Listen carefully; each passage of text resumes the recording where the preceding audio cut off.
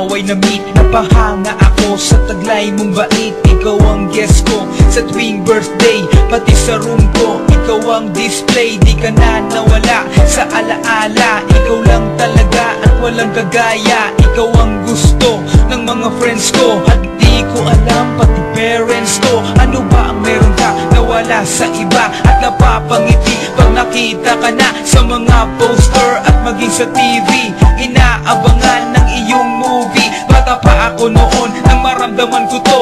Ayoko ng iba, ikaw ang gusto ko. At sa aaminin ko, maniwala ka, mas gusto kita kaysa kay Darna. You were always gonna be mine. It's so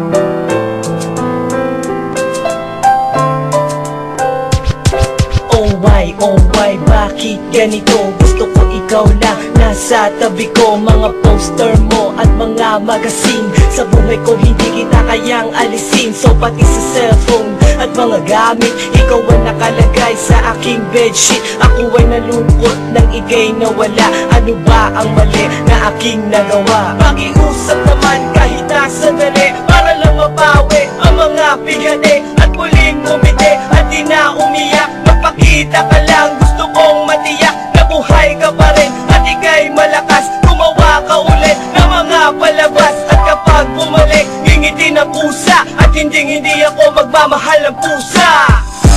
You were always gonna be mine.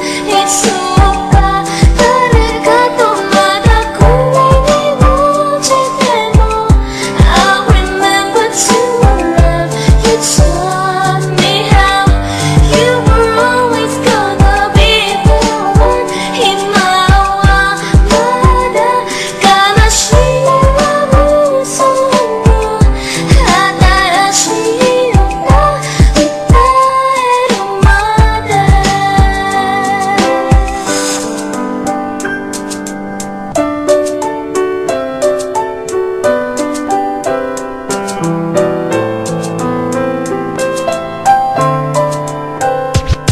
lumipas ang mga taon, nananatili ka pangarap. Nais kong libutin ang mundo para ka lang mahanap. Sapagkat hindi sapat makita ka lang sa larawan. Gusto ko ay makasama ka, handa ko nang iwanan ang lahat ng kayamanan, pati GF ko. Sabihin mo magkano ba ang TF mo, at aking ibibigay, tanggapin mo lang ako. Okay lang sa akin kahit alipinin mo ako. Sabi ng ama ko, nabubuwang ako.